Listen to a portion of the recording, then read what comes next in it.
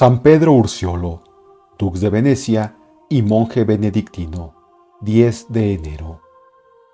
Pedro Ursiolo nació en Venecia por los años de 928, siendo Papa León VI y gobernador de aquella república el beato Orso II Particiaco, el cual dejó el dogato y abrazó la vida monástica 4 años después. Descendía Pedro de la ilustre familia de los Ursoni, pero respecto a sus progenitores, solo sabemos que confiaron la educación de su hijo a maestros sapientísimos, prudentísimos y piadosísimos, para que su formación fuera proporcionada a la nobleza de su estirpe. Educación y matrimonio. Aprovechó tanto Pedro las enseñanzas de sus maestros que la crónica veneciana lo presenta desde su infancia atento a agradar a Dios y practicar el amor al prójimo, que solo en el alma amante del Señor puede mantenerse encendido. Puso en él la divina providencia una cualidad que andando el tiempo había de ser el nervio de su actividad política y causa del acierto de su actuación entre los hombres. Manifestó su habilidad al concordar a los discordes y destruir quisquillosos recelos. Y desde niño era su afán el reconciliar a sus compañeros de juego, haciendo cesar las discordias con el ejemplo de su inalterable mansedumbre. Los años perfeccionaron luego tan precioso don del cielo, merced al cual logró traer a cristiana amistad a muchedumbre de almas amargadas por luchas partidistas o por golpes de la fortuna. Contrajo Pedro matrimonio con Felisa Maripetra, la cual era como él de muy noble linaje. Florecieron pronto en el nuevo hogar todas las virtudes cristianas, pues ambos esposos eran igualmente fervorosos en el divino servicio y estaban animados de idénticos anhelos de caridad para con los pobres, virtud hereditaria de sus antepasados. Reinaba entre ellos Santa Porfía por cumplir con perfección sus obligaciones, mostrando con ello cuán grande era su empeño en aventajarse en las cosas celestiales. Créese que un ángel anunció a la feliz madre el nacimiento de su primogénito y único hijo, que vino al mundo en el año 961, lo cual nada tendría de extraño, pues fue un hijo de bendición, que llegó a ser gobernador de la República Veneciana con el nombre de Pedro II y uno de los hombres más famosos de su siglo. Señalóse hasta su muerte tanto por su piedad como por sus dotes políticas. Para mostrar al Señor su agradecimiento, Pedro y su piadosa consorte determinaron guardar de allí en adelante los consejos evangélicos de la manera delicada con que saben cumplirlos las almas generosas, movidas del amor y del deseo de lograr la santidad. Político y dux. Fiel a las gloriosas tradiciones de sus antepasados, Pedro ofreció a su patria las preciosas prendas recibidas del cielo. En el año 984 se halló Venecia en graves apuros y peligró su independencia. Los bandidos de Narenta la tomaron por blanco de sus audaces arremetidas y juraron arruinarla. Ávidos de rapiña y botín, se enseñorearon del mar Adriático, pero el principal objeto de sus codicias era la opulenta capital de las lagunas, cuyos navíos asaltaban, despojándolos en el mismo puerto de Venecia, a la vista del Senado exasperado. Con un poco más de audacia, fácilmente hubieran entrado en la ciudad. Los venecianos prepararon contra ellos una expedición al mando de Pedro Ursiolo, tan experto capitán como ferviente cristiano, el cual triunfó de los piratas, obligándolos a renovar el contrato de paz acordado en otro tiempo entre ellos y los venecianos. Por este triunfo fue elegido miembro del Gran Consejo del Dux Candiano IV, y merced a su influencia se promulgó un decreto prohibiendo en absoluto a los súbditos de la República vender esclavos cristianos o comprarlos para volverlos a vender o tenerlos encadenados. En nada se parecía Candiano a su virtuoso y prudente consejero. Por sus costumbres disolutas, desgobierno e injusticias, acabó por excitar el ánimo de los venecianos, los cuales se rebelaron contra él en el año 976 y le hirieron de muerte junto con su hijo. Apaciguáronse con eso los ánimos, y luego trató el pueblo de elegir nuevo dux. El 12 de agosto del año 976 reuniéronse los electores en la Catedral de Venecia, suntuosa basílica que andando los años se llamó de San Marcos. Fuera de ella, la multitud apiñada pedía a voces que nombrasen dux a Pedro Ursiolo. Dentro, todos los electores estaban acordes con el clamor popular, de manera que por aclamación general fue elegido Pedro, varón justo, humilde y piadoso, que no consiguió librarse del aplauso universal.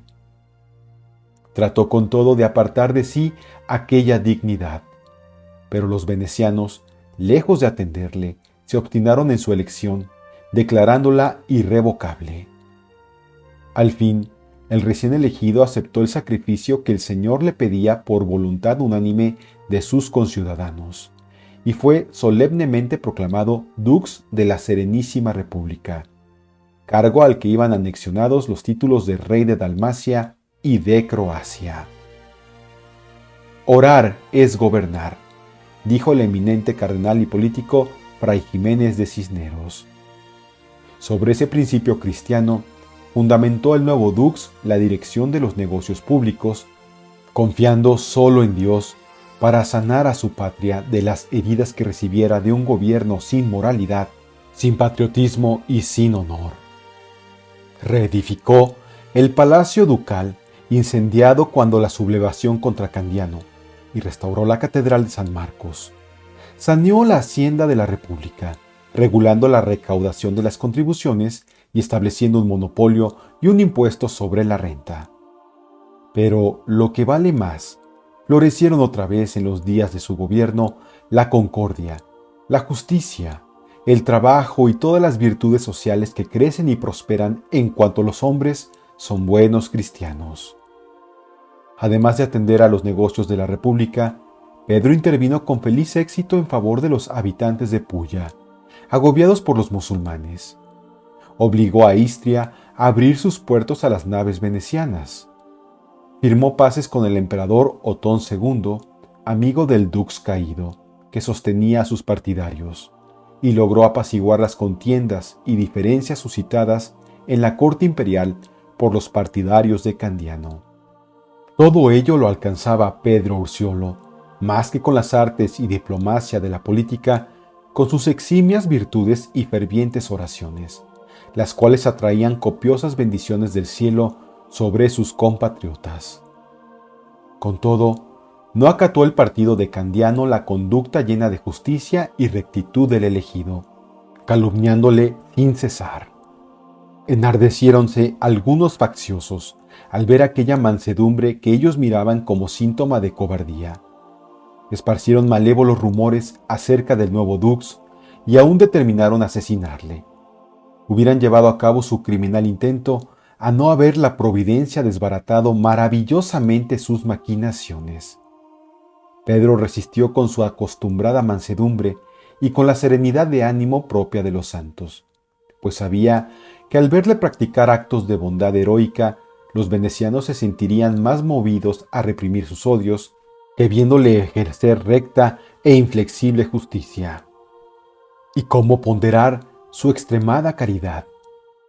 Costeó un hospital para los peregrinos de Tierra Santa y Roma, a los que acogía siempre con bondad paternal, mostrándose muy solícito en alojarlos, alimentarlos y vestirlos, siendo tal su cariño por esta obra que desde el principio pretendió darle carácter nacional, para lograr que la hospitalidad cristiana fuese en Venecia como un deber del gobierno.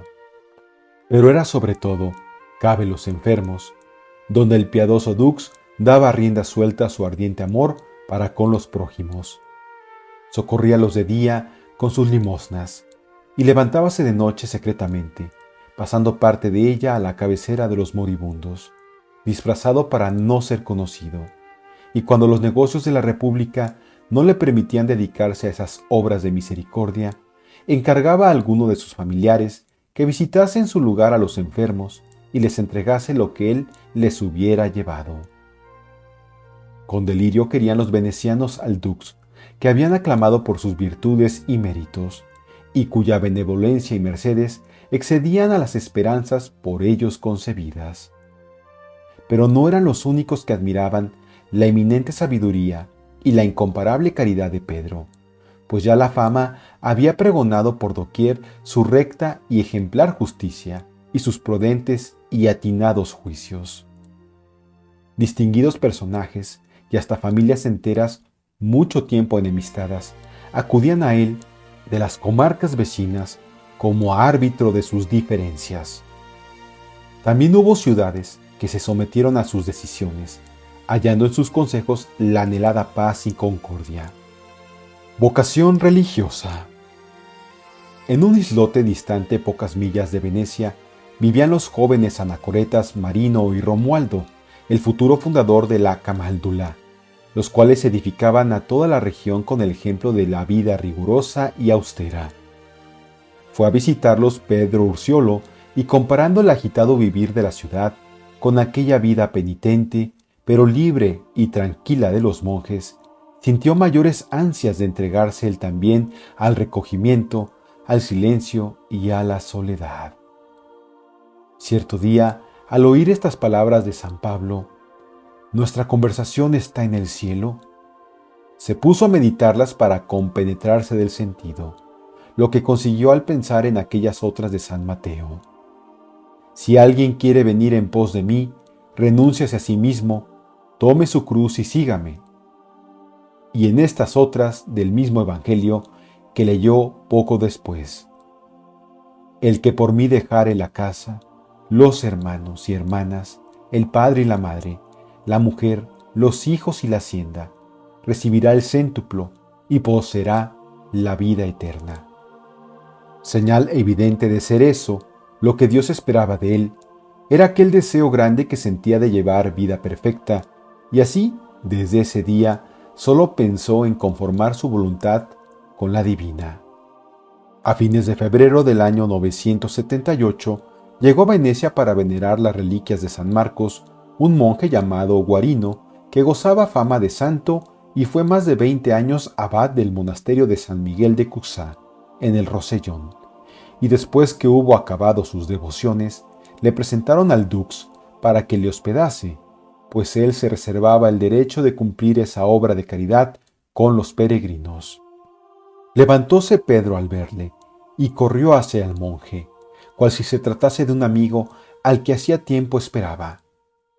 Se abrazaron dándose el ósculo de paz, y luego pasaron buena parte del día en santos coloquios.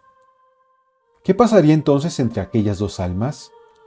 ¿Qué influjo ejercerían las virtudes del santo monje sobre el corazón del dux?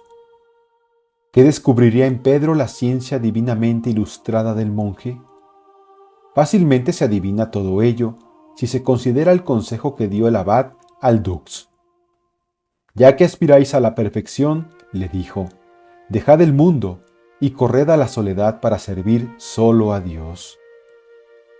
Lleno Pedro de agradecimiento por un aviso tan franco y terminante, ordenó presto los negocios del Estado y eligió para recogerse el monasterio de San Miguel de Cuxá, esperando, para emprender el viaje, a que Guarino volviese de Roma. Terminada su visita a la ciudad eterna, regresó el santo monje a Venecia para determinar con el dux la fecha de la salida, que fue el primer día de septiembre del año 978, día que señaló Pedro, porque en esa fecha tendría oportunidad de alejar a su piadosa consorte, con lo cual se librarían ambos esposos del doloroso trance de la separación. Celebrábase el día 1 de septiembre la fiesta de un santo mártir en una capilla particular poco distante de Venecia, edificada en una finca de la que Pedro era propietario. Suplicó, pues, a su esposa que para mejor ordenar los preparativos de la fiesta y alojar a los peregrinos, fuese ella a aquel lugar desde la víspera. Felisa, siempre obediente a los deseos de su santo esposo, se despidió de él el día 31 de agosto, sin sospechar que ya no volvería a verle en este mundo. Al llegar la noche, una navecilla bogaba veloz por el Adriático, llevando a un lugar distante 8 millas de Venecia al abad de Cuxá, a Pedro Urciolo y a dos amigos suyos, Marino y Romualdo, que también deseaban vivir solitarios en paraje desconocido. Duró el desembarco más tiempo que de costumbre y, debido a esa tardanza, la piadosa empresa estuvo a punto de fracasar, pues los venecianos consternados corrieron a dar alcance al fugitivo Dux, y una de sus barcas abordó precisamente en el lugar donde se hallaban los 4 viajeros. No vio Pedro otro medio de librarse que el fingirse monje, y así pidió licencia al abad para raparse la cabeza y la barba y vestir el hábito monástico, cuya capucha, cubriéndole parte del rostro, le dejaría totalmente desconocido. Desembarcaron los venecianos y enseguida reconocieron al monje extranjero Guarino, al que habían visto en Venecia. Acercándose a él, le amenazaron diciéndole que él tenía la culpa de que el dux hubiese desaparecido, y le suplicaron les dijese dónde estaba escondido. Guarino, imperturbable, les señaló a los 3 monjes que estaban algo apartados, simulando no interesarles la conversación. «Allí están mis compañeros», dijo. «Miradles tanto cuanto queráis y ved si halláis entre ellos al que buscáis». Los venecianos, desconcertados, dieron por terminadas sus pesquisas. Al pasar por Verona, donde era conocido, se vistió de criado y fue a pie por las calles de la ciudad detrás de los demás viajeros, arriando a las caballerías cual si fuera un mero guía. Al cabo de 3 semanas de viaje y unos días de descanso en Narbona, llegaron felizmente a la vista de Cuxá. Pedro Urciolo, monje. Hallándose ya a corta distancia del monasterio, dijo Pedro al abad: «Sin duda nos acercamos al término de nuestro viaje, pues a cada paso que damos, siento rebosar de gozo mi corazón». Y en diciendo estas palabras, apeóse del caballo y adoró al Señor, hincado de rodillas en el polvo del camino. Ya en su celda de novicio, desde los primeros días adelantó como gigante en la carrera de la perfección monástica. Su anhelo constante era morir al mundo y a las pasiones. Para lograrlo, somete su cuerpo a todas las austeridades. Usa el cilicio y deja sangrar sus miembros maltratados. Prolonga las vigilias y guarda rigurosísimo silencio. Solicita los oficios más bajos del convento, sintiéndose feliz cuando se le presenta ocasión de obedecer al último de los monjes. Después de estar 2 años ocupado en estos ejercicios de trabajo manual y de penitencia, el antiguo dux de Venecia fue nombrado sacristán del monasterio. Su residencia fue desde entonces el oratorio, y la casa del Señor su morada, pues pasaba casi toda la noche orando ante el sagrario, de suerte que parecía, dicen sus biógrafos, un serafín cuyo corazón, cual soplo amoroso, ascendía hasta el cielo. Adivinando el demonio el gran bien que obraría entre los hombres tan perfecto ejemplar de abnegación, determinó poner traves a tanta virtud, procurando que el santo monje se disgustara de la vida religiosa, y así, por ejemplo, apenas acababa Pedro de cerrar los ojos para dormir, sacudíale el diablo con violencia para aumentar su fatiga, y luego le aconsejaba dormir tranquilo, prometiéndole que ya le despertaría para que tocase a maitines. ¿Cuántas veces apagó el demonio todas las lámparas de la capilla esperando asustar al santo con la oscuridad y hacerle dejar sus piadosas vigilias? Una vez atentó el maligno espíritu a la vida del siervo de Dios, tirándole a la cabeza un pesado candelero de roble que milagrosamente se desvió al caer. En todos estos trances, el santo monje hacía la señal de la cruz y permanecía tranquilo, sin que los asaltos del demonio le impresionasen lo más mínimo, pues sabía que, después de pasados, recibía siempre nuevas gracias del cielo.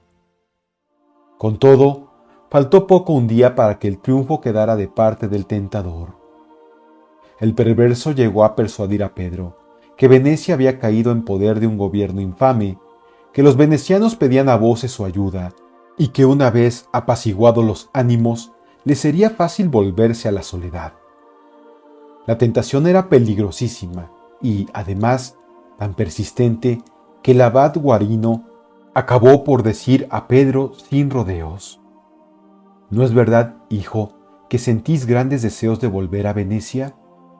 Si es así, me temo que esa idea os la haya sugerido el demonio. Pedro le pidió que le dejase unos días solo para reflexionar sobre ello, al cabo de los cuales volvió a presentarse a los monjes reunidos en capítulo.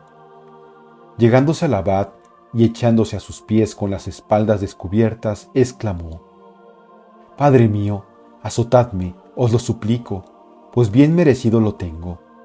Castigadme porque no he sabido resistir a la tentación del demonio». Los monjes testigos de aquella escena no podían contener las lágrimas a la vista de tan humilde y sincero arrepentimiento. Entraron en deseos de llevar vida más penitente y, con licencia de su abad, se fue al desierto. Enterado de ello su hijo, acudió allí para tener el consuelo de recibir la postrera bendición de tan virtuoso padre. Fácilmente se adivina cuán afectuosos sentimientos brotarían en sus corazones en aquella entrevista, después de 9 años de separación. «Hijo mío», díjole Pedro al despedirse, «sé de cierto que un día te proclamarán dux de Venecia y que el tiempo que dure tu gobierno será para la República era de prosperidad. Pero te conjuro que mires siempre como tu mayor gloria el respetar y mantener íntegros los derechos de la Iglesia y de la religión cristiana. En el trato con tus súbditos, muévante siempre las normas y dictámenes de la justicia, sin dejarte dominar por consideraciones personales de amor o de odio». Su muerte. Honras litúrgicas. La vida penitente que llevaba en el desierto debilitó de tal modo la robusta naturaleza del solitario, que fue menester traerle a la comunidad. Mas apenas estuvo en la celda, le entró una recia calentura que debía acabar con su vida.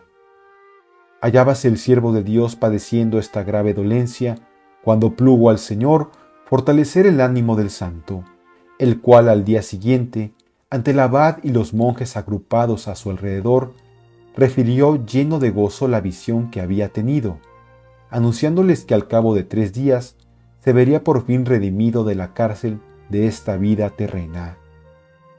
Y así sucedió en efecto, pues en el día señalado y a la hora de nona, Pedro se encomendó en las oraciones de sus hermanos y luego, puesta la vista en el cielo y, recordando sin duda que era la hora en que el Redentor había expirado, dijo estas palabras: «En tus manos, Señor, encomiendo mi espíritu».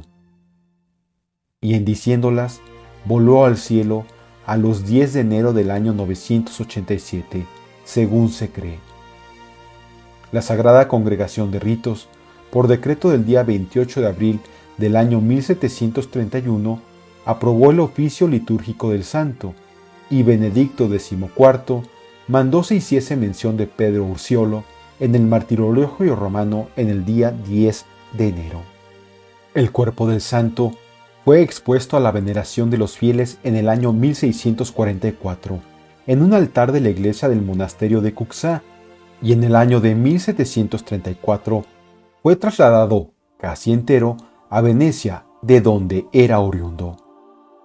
Descansan sus preciosas reliquias en la Catedral de San Marcos y celébrase su fiesta el día 10 de enero.